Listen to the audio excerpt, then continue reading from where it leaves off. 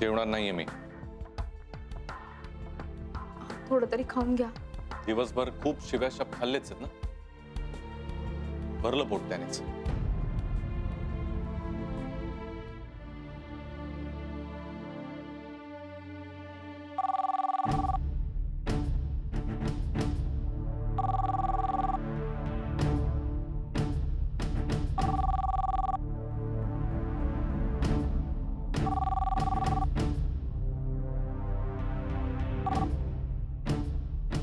Hello. Hello Radhika, अगं मी बोलून राहिली आई. आई.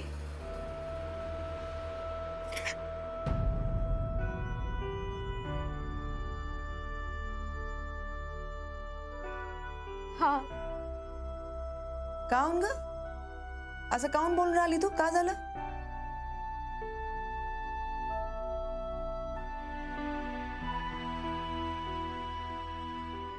नाही काही नाही. मग आवाज काऊन कापून राहिला तुझा? ते तेलकट खाल्लं ना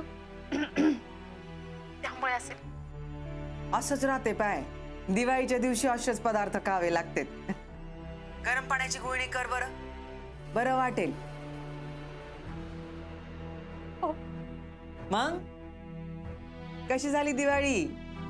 माई खूप इच्छा होती ग तिकडे यायची. म्हणलं सगळ्या आईने एकत्र मिळून करू साजरी दिवाळी. पण याईचं बागीच्याचं काम अडकलं होतं ना. का करते मग? राहून गेलं. हो, ते काम पण महत्वाचंच आहे ना.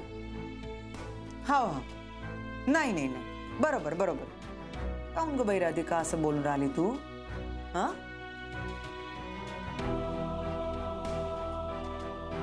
काही बिनसलंय का? नाही. काय बरं राधिका, मायापासून काही लपवू नकोस बरं. एकदम ठीक आहे ना? एकदम ठीक आहे मी.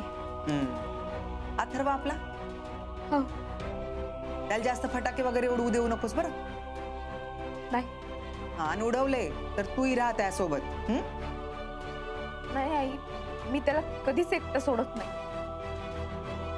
मग गुरुनं का दिला पाडव्याला? अगं नवऱ्यानं का दिलं पाडव्याला? नवरा देते ना गिफ्ट पाडव्याला आपल्या बायकोला. का दिलं?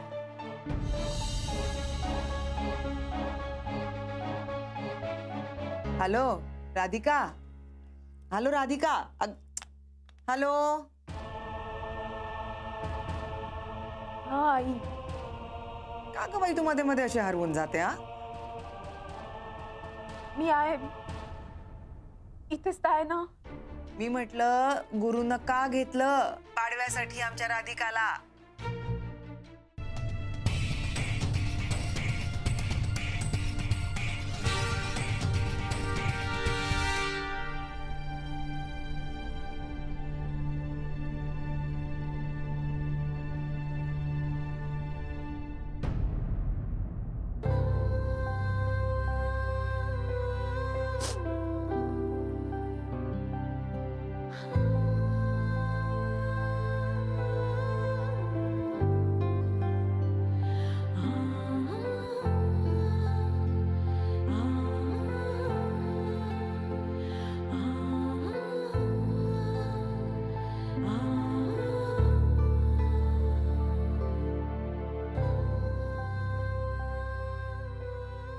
मला माहिती आहे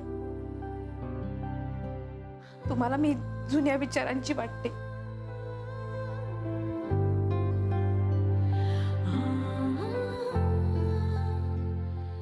मला माहिती आहे मी त्या शनायासारखी काही मॉडर्न नाही, शिवू पण नाही शकणार. पण मी तुमच्यासाठी प्रयत्न करीन खरंच. इतक्या दिवसांचा संसार आहे आपला, असं अर्ध्यात सोडून जाऊ नका हो.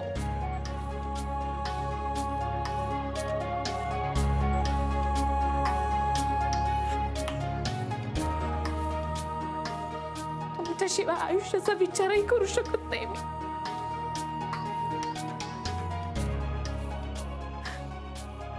असं मला तोडू नका. वाटलं तर मी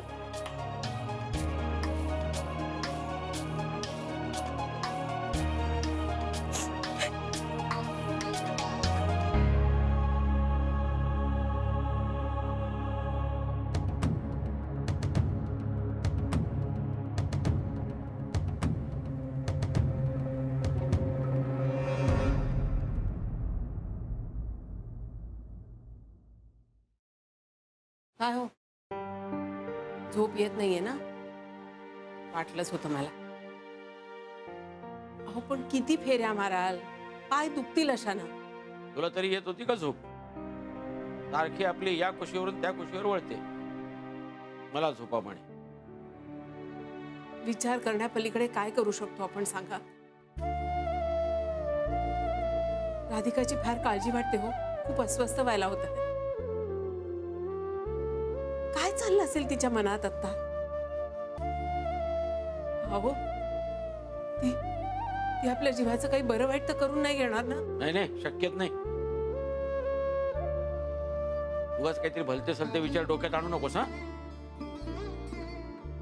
राधिका इतका विचार नाही करणार.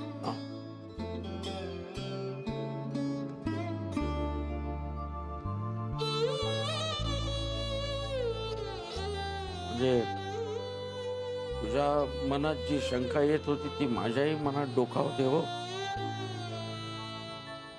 नाही, तशी राधिका धीराची आहे, पण ते असलं अविचार नाही करणार.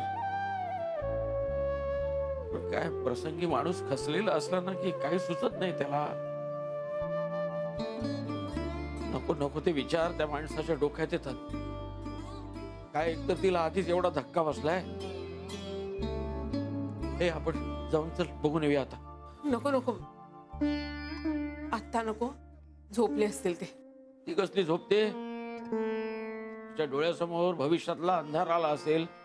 तिला झोप लागणं शक्य आहे का? चल आपण जाऊन तिला बघून येऊ.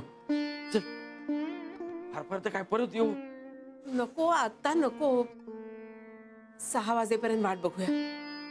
गुरुनाथ असेल घरी, त्याला नाही आवडणार. रात्रीचे वाद आणि भांडण नकोत आता. आणि जे काय होईल त्याचा त्रास शेवटी राधिकालाच भोगायचा ना. सांत्वन करायला असू आपण, पण त्याचा कितीसा उपयोग होणार सांगा? काय तर तू म्हणतेस तर नको जाऊया. कसं काय घडलं ग? त्या पोरीनं कोणाचं काय वाकडं केलं मला सांग. तो कधी कधी ना देवावरचा विश्वासच उडतो माझा. साध्या साध्या माणसांच्या नशिबी असले भोग आणतो तो. सारखा राधिकाचा चेहरा दिसतोय डोळ्यापुढे. डोळ्याला डोळा लागत नाही हो. असं म्हणतात सणासुदीच्या दिवशी घरच्या लक्ष्मीचा अपमान होणं अशुभ असतं. आज गुरुनाथने दुखावलंय राधिकाला, तर ह्याच्यापेक्षा विपरीत आणखी काही करू नकोस म्हणावं. देव असलाच ना तर त्याला हात जोडून माझी एक विनंती आहे. तिच्यावर जो काही आता प्रसंग आलाय ना त्याला तोंड देण्याचं बळ तिला मिळू दे रे.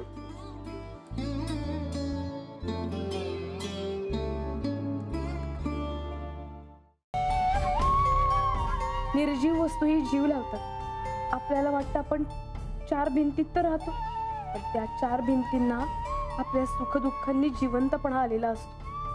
एकमेकांना एकमेकांची सवय होत जाते. ही सवयच घातक राहते.